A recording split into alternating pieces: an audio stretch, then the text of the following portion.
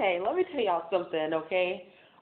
Excuse my mess in the back because I am in the process of cleaning and not only that, getting ready to finish the cooking show that I am producing. So you're gonna see a lot of the stuff behind me with all the trash and everything else. So, and not only that, some of the food and stuff like that. But I wanted to talk about rejection, y'all. Rejection. Like I always say, rejection is God's protection. Um, and I wanted to go just a tad bit deeper with that. I didn't want to have to make this video very long because there are a lot of people that talk about this. But you have to remember, rejection gives you a lot of insight. You know, don't think of it, when you think of rejection, don't think of you being less than. Just say sometimes not at this time, or not even that you're not good enough. Sometimes it's they're not good enough. Most of the times when I went through rejection, I would say rejection is man's protection, but I wouldn't understand the full process. So I just started working on myself. Like sometimes I would get bitter, angry, or whatever, but I was just determined to not stay in that arena. And I worked on myself. You know, I worked on myself. I worked on myself.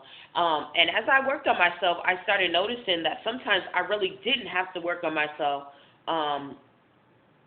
To get to the point that I wanted to be.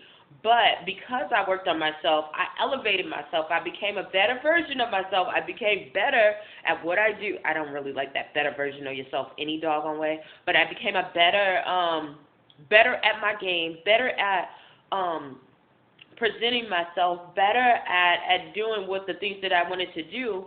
And when it was time for me to show up or show up again, that I was able to deliver way more than what was expected and what was given to me. Some of the opportunities and the things that were given to me, I no longer wanted because I found out in myself that I was greater than what was portrayed to me. I was bigger, I was greater, I was worth more. So, yeah, it was a blessing in disguise. It was a blessing in disguise, okay? So I say that because I know there are people who are sad because they didn't get the job that they wanted, or they didn't get the validation that they wanted from someone or a family member or something like that, or you didn't get the love that you thought you needed, that once again, validation. You know, I was in that situation. Or you didn't get that promotion at work or that job or that opportunity that you know you worked really hard for, and they were pushing you back like you didn't get it. Sis, look, bruh, sis, it's okay. It's okay. Just work on yourself. Become the best person that you possibly be. Work on it. So when the time comes and your light shine, because there will always be another time for your light to shine if you keep working on yourself. Like, don't get stuck in and just sitting down. Just keep going. When it is your time and you've worked on yourself, everything is going to be shining, and there's not going to be an opportunity for people to say no, or the people to say, oh, you're not worthy. They're going to say, oh, yeah, I don't know how I missed that. But by then, that gravy train, you're going to be the new gravy train, that new piece of meat that people are going to want. And by then, you're going to know your worth.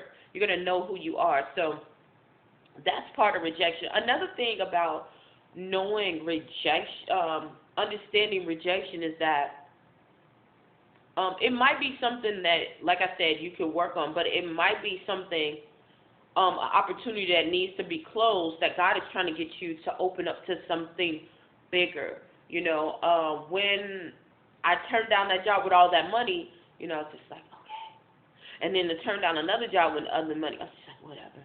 Then to work in a place that I didn't, you know, get the respect, I had to start from the bottom. I had to scrub toilets. Or not getting paid. You know, I was just like, what is going on?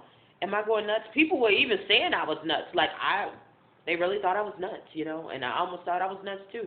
But looking back now, you know, I'm so glad that I did, because it opened up doors that would have never been accessible to someone of my stature, or many people who do have the qualifications.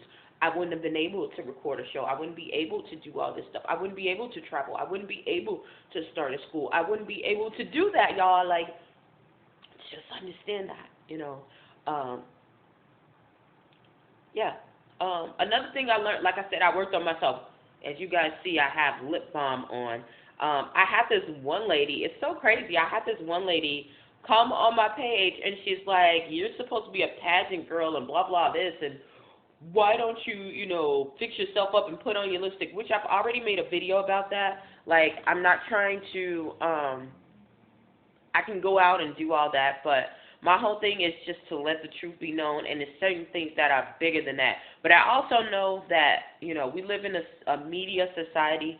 That image is very important. So I did put some lip balm on there, and if you guys don't know, I do have a lipstick company, so, and I make my lipsticks from scratch, like, do all the algorithms, the chemical balances with that, like, so I make my own chemical, add my own ingredients, my chemicals, and yeah, so I do all that, the calculations and everything. I don't use anyone else's formulas, anyone else's,